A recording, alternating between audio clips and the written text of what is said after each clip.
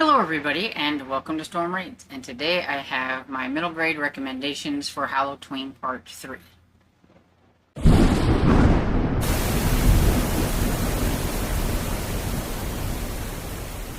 So, like I said, this is my middle grade recommendations for Halloween Part 3, and I decided that I'm going to just do the rest of the prompts, and I'm just going to do 2 books for each prompt and everything. I'm running out of time and I have other things I need to film, and so I wanted to go ahead and make sure I got at least a couple recommendations for each of the prompts and all that stuff. And then maybe if you guys got recommendations for any of the prompts, you could put them in the comments below. So the first one I have is for web, and so anything that I would say, anything that has like a spider on it or webbing or any of that stuff, if it mentions a spider or webs in the book, counts. I don't think it has to be something that's actually on the cover when it comes to things, but I do have one here called Terror in Shadow Canyon, and it's by Matt McMahon, and this is Monsterious number 3. Like I said, this whole series can work for a lot of these prompts, and this one can probably work for scary for some people, because if you see it, there is a giant spider on there, and there is a giant web, so it will work. And so this one is about 12-year-old Tegan and his friends are excited to set out on a week-long backpacking trip through the wilderness in Shadow Canyon, known for its vast forests and jaw-dropping deep canyons. But after the group sets off on a little used trail to visit a remote waterfall, they soon discover that the path markers they've been following have mysteriously disappeared, leaving them hopelessly lost. As Tegan and his friends try to find their way back to civilization, they begin to notice strange things in the small oblong stones dotted the landscape in unexpected formations. Tree roots that seem to be moving on their own, and creepy glowing eyes peering out of the shadows at night. Before long, they discover that something sinister stalks the forest, a creature with a hunger for human flesh. Can they make it out of Shadow Canyon alive? I liked this one. Some parts of it was a little silly, but I did like it. It was a pretty good one. I've liked all the books in the series. And then, and I think I tried to find an R.L. Stine Goosebumps with a web on it, and I didn't see one, but I was looking really fast, and so I could have missed some. So if anybody knows of an R.L. Stine book, like a Goosebumps book with a web on it, please feel free to put it in the comments. And then the next one I have for this is No Brainer's Guide to Decomposition by Adriana Cuvaz, and I will say that this one is not for the faint of heart. If you do not like reading books about decomposition in various forms, you may not like this. This is definitely for the middle grader who really likes forensics and science and things. There is a zombie, so it does have a creature in it, so it can be used for the creature and everything. But if you'll notice, there is some webbing up at the top. And so this one says, no one has ever called Franny Gomez squeamish. Seriously, whether it's guts, no big deal, bugs, move aside, she's got this, or anything else that you might find at the Central Texas Forensic Anthropologist Research Facility. To her and her dad, the university's body farm is just home. Having bodies buried in her backyard doesn't exactly make Franny the most popular kid in school, and the imaginary spider that lives in the web in her brain isn't helping either. Arenita always to blame for the distracted thoughts weaving through Franny's mind. But when a hand reaches out of the grave and grabs her ankle, Franny realizes that she's got bigger problems.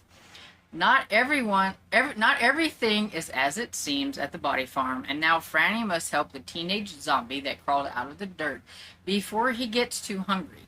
But as more and more zombies begin to appear, and they seem to get less and less friendly, can Franny embrace the true nature of her brain and count on her new friends to solve the body farm's mystery before it overruns with the undead?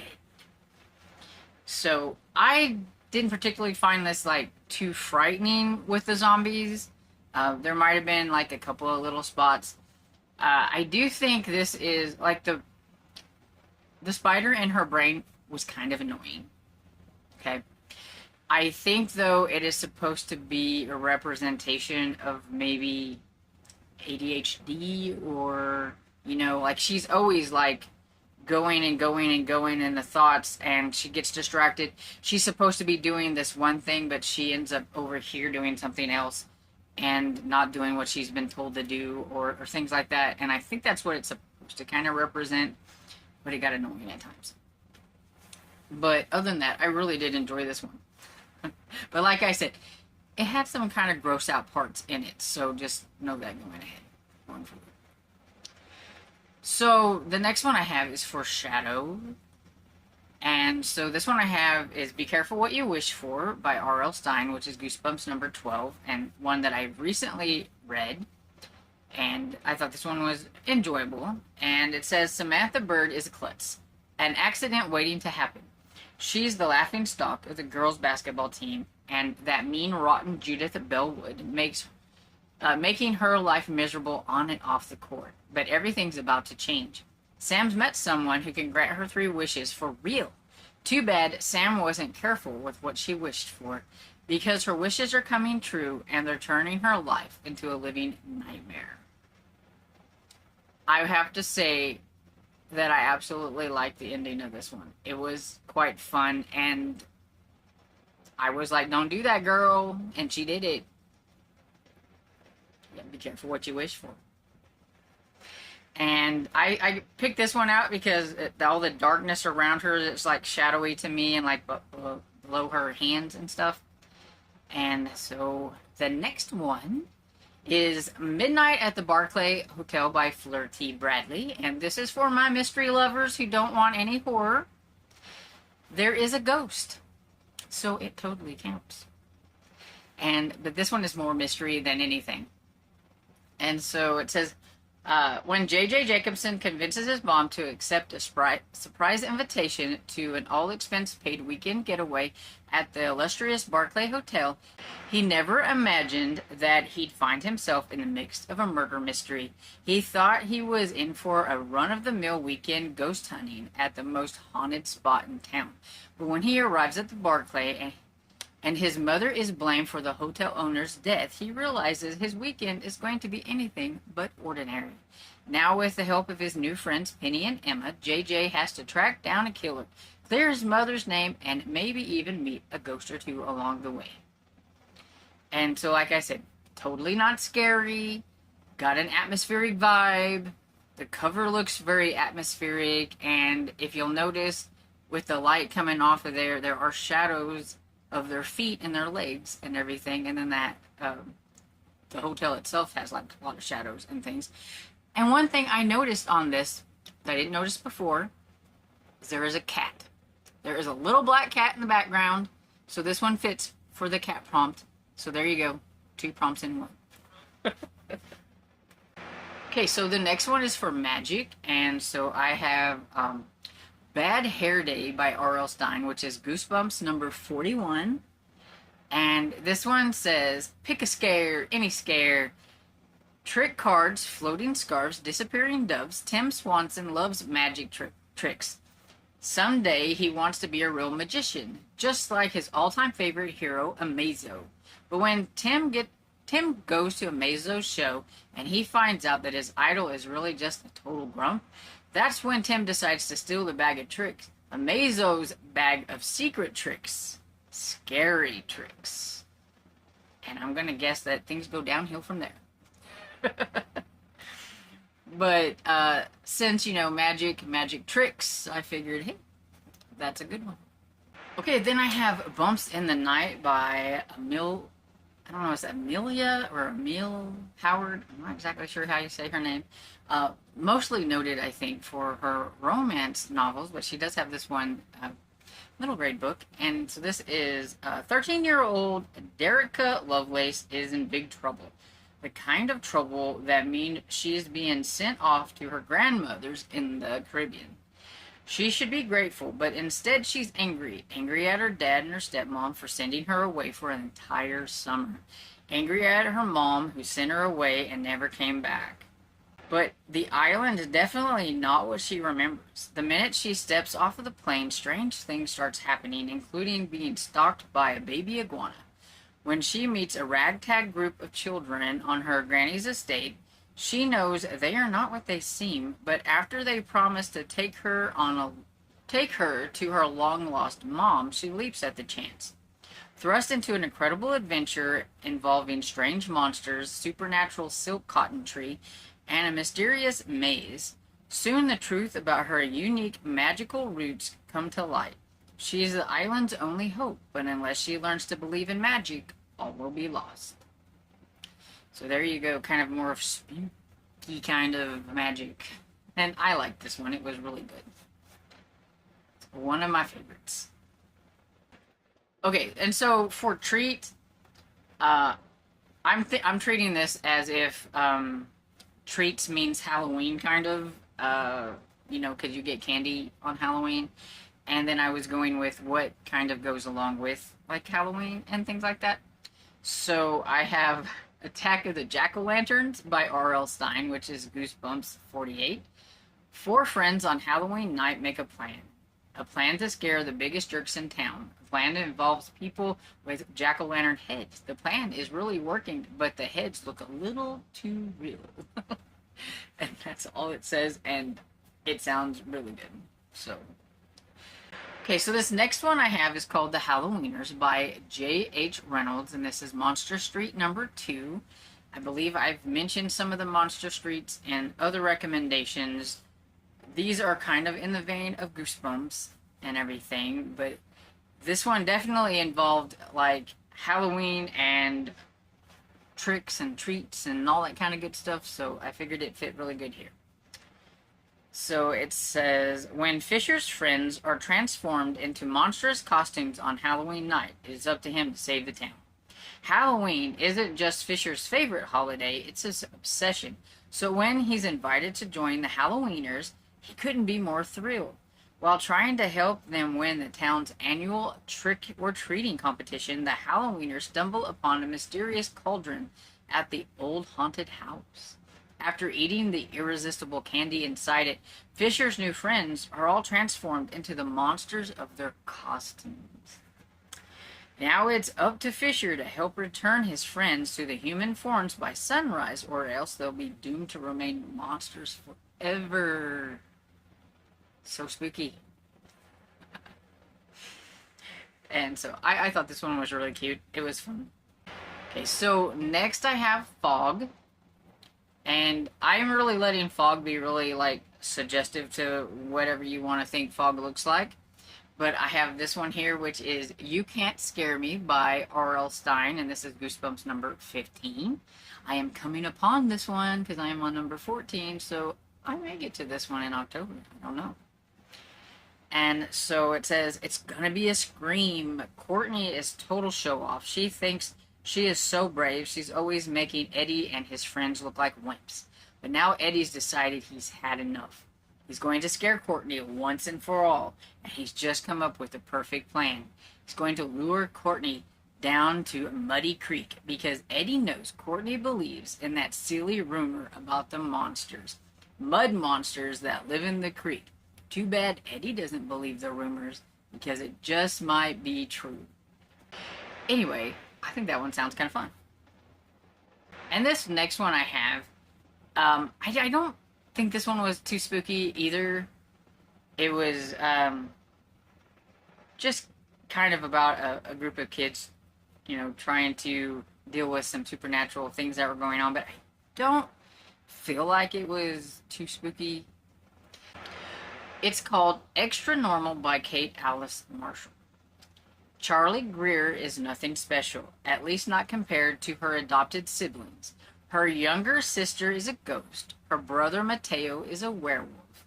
Gideon is the product of seriously sketchy experiments that gives him telekinetic powers. Even her parents work for the Division of Extra Normal Investigation, tracking down all things supernatural, alien, and otherwise unusual. Charlie's mom says her superpower is maturity. Isn't that fun? Which doesn't really count. But that's But what Charlie lacks in power, she makes up for by keeping the household running. Now, with her parents off on their first vacation in years, it's up to her to take care of her siblings and make sure nothing disrupts the trip. But then the new neighbors arrive. The Weavers are a nice, normal couple. Too nice and too normal. And for some reason, they don't seem to want Charlie to see inside their house. She's certain they're hiding something. Charlie has to uncover what's going on with the Weavers and stop their plans without letting Mom and Dad find out anything is wrong. And I liked it. I thought it was cute. And she also, Kate Alice Marshall, who is probably better known for her young adult mystery thrillers and I think some adult mystery thrillers. I really liked her middle grade stuff the best. She does have another series that, off the top of my head, I can't remember, but I do know that it is surrounded by like Halloween and everything, so it would also be really good for this time of the year. Oh, it's called The 13s, and it's a trilogy. And I've read all three of them, and I really enjoyed them and everything. So there's that series. Just kind of a bonus.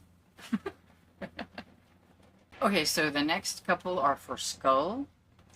And this one is my spooky one, for sure. And so this is Camp Scare by Delilah S. Dawson. I've mentioned her before in the spooky one or ghost, or maybe it's haunted. Anyway, she's very known for her spooky covers on her middle grade.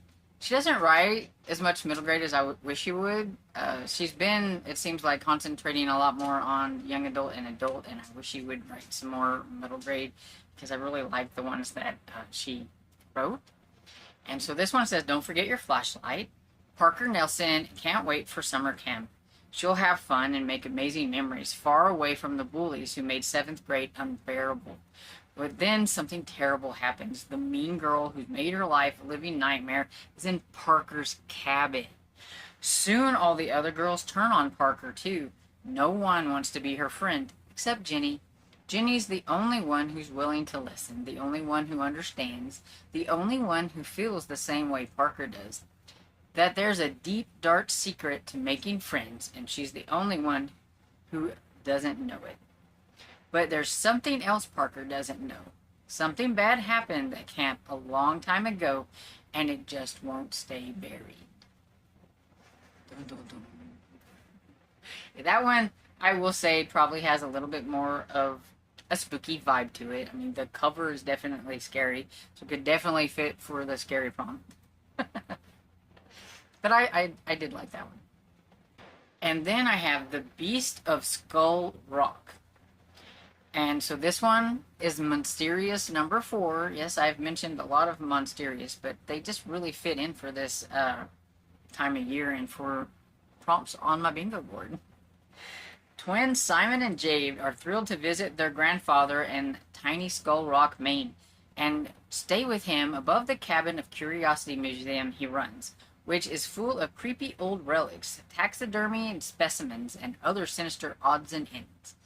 But lately, strange reports have come out about a series of nighttime animal attacks in the area, leaving Simon wondering if Panther Man, a monster that's part human, part panther, and rumored to live in the caves outside of town, might be responsible.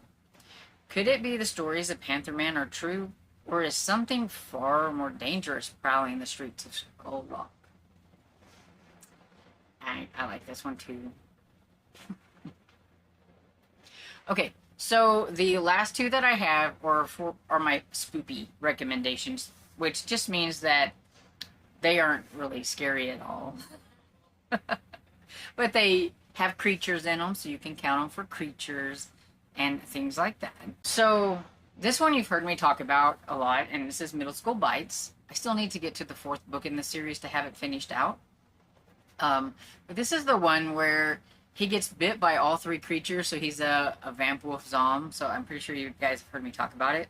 So it says, thanks to a series of unfortunate bites, 11-year-old Tom is a triple threat. He's a vamp wolf zom, and just in time for the first day of middle school. So much for his invisible Tom plan. He never thought to make a what if I turn into a vampire werewolf zombie plan. Maybe it's time for a runaway and live somewhere else plan.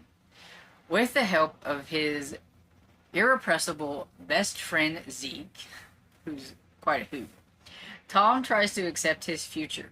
Zeke thinks being a Van Wolf Zom sounds excellent. Zeke thinks everything sounds excellent. At least he'll be able to stand up to the 6th grade bully. The question is, will the rest of Hamilton Middle School accept a Van Wolf Zom 2? And so, yeah, it's very cute. And if you like that one, there's 4 more after that, because it's 4 books in this series. And then, so my last book I have is The Monstrous Adventures of Mummy Man and Waffles by Steve Bailey. I mean, come on. This readathon isn't meant to be all the really spooky books. It just, if it involves a creature of some kind and it feels like it should be read in October, then do so. So it says, get ready for some spooky fun in this first installment. When Weiler, aka Waffles, is 11 years old and is forced to spend the summer in Maine with his grandpa and former Hollywood makeup and special effects artist for classic horror films. Ever seen The Beast with 1,000 Toes, Glarg, or its secret Glarg again? If so, then you might be familiar with his work. When a horror movie aficionado is persuaded to go when he finds out that part of his summer will be spent helping his grandfather sort through and organize his basement filled with props. Grandpa's young neighbor Tanya has already been corralled into helping, and together they dig in until Wynn accidentally brings one of the props to life. Mummy Man is a good guy, but the other creatures aren't so good. It's up to Wynn, Tanya, and Mummy Man and his pet turtle Frank, who is my favorite character, to stop the creatures from turning the town into a nexus for an out-of-monster invasion. And y'all know that I just got this one from Interlibrary Alone, which is the second book, Mummy Man and Waffles, and it's The Dire Deed of Dr. Gargoyle. So I'm looking forward to it. The first one has some really fun illustrations in it, and like this one has some too. Here you have a tornado sticking its tongue out at you. so it is silly, it is fun, it has creatures. It's perfect for Halloween and October. So that was my spooky one. So there you have it. That's all the books I have to recommend to you for those last prompts that I mentioned. And so hopefully now you can go forth and find all kinds of fun Halloween books for this readathon. So hopefully you will find some here that you can double up, triple up, and all that stuff. Maybe make a bingo with one book, and then you don't have to read a whole bunch of middle grade books to participate, because I know there are a ton of readathons out there and everything for this time of year. So hopefully you got some ideas. And if you have any that I haven't mentioned, please feel free to leave them down in the comments. Vintage ones that you find funny and silly, anything that you think would fit. If they have a fall vibe, but maybe they're not spooky, please put them down in the comments. I didn't really have a lot of fall vibe ones to just give you some recommendations for fall. Maybe I will try to look into that and read some for the next go around. Because I have no clue. But anyway, so I hope you enjoyed this video, and if you did, please give it a thumbs up and subscribe. I will see you all in the next video. Bye!